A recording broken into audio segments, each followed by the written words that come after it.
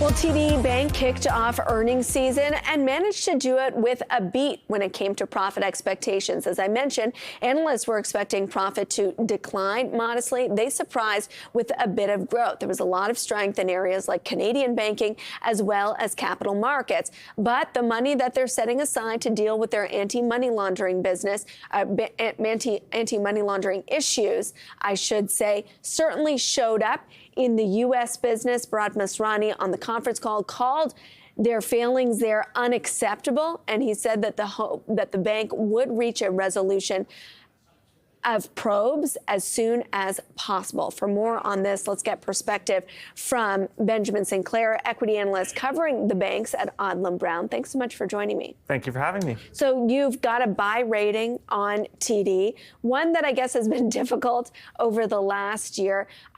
I know the AML issues are so huge. I just want to set them aside for a second and just look at the operational quarter at TD. How did it do?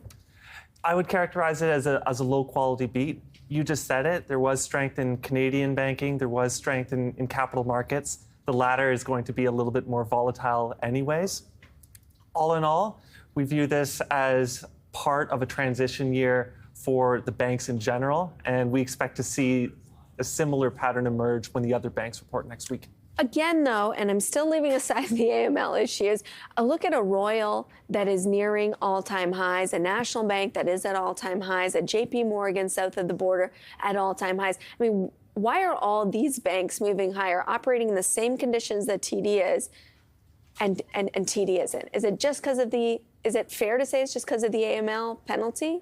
Not 100%. Business mix does make a difference, but of course, AML is a big part of the picture as well. Just to put it in perspective, if you go back just a few years, you had RBC, you had National, and you had TD, and more of the premium category, while Scotia, BMO, and CIBC were more in the value category. And we've clearly seen TD get kicked from the first category into the second. We actually view that as being appropriate. And appropriate why? Well, TD's got a lot of issues ahead of it. And you heard on the conference call this morning, analysts are looking for certainty, analysts are looking for a timeline. Unfortunately, it wouldn't even be TD's timeline.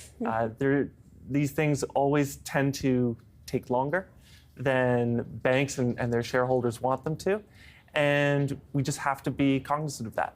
So the pushback is, even if it's a worst-case scenario with respect to anti-money laundering, this is a bank who can deal with it financially. Yeah, and look, we still have a buy rating on the stock. Just for context, analyst estimates are out. One calls for a fine of up to $2 billion. You compare that to the amount the market cap has dropped in the past month, about $9 billion.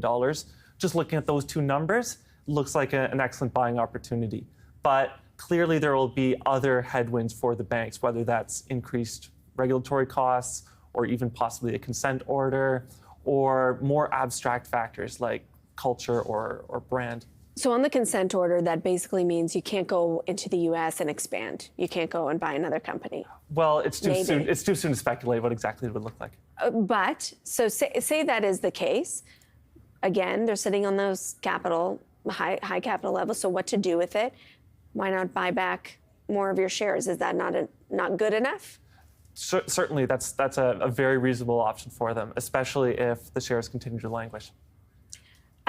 We've been talking about some of the issues with respect to TD, and you brought up the issues of expenses. That's one of the reasons that a national bank analyst actually downgraded the stock, worried that the expenses are just going to be more than what TD is currently forecasting. How much do you think that is another downside risk for TD? It's absolutely another downside risk. I'd say it's a bigger downside risk than the risk of a one-time fine or even just a handful of fines.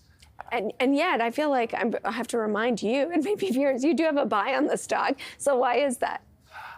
Well, we have a buy rating on RBC and TD and Scotia and BMO. Clearly, we are big believers in owning large, dominant banking franchises in Canada. We've owned them for decades.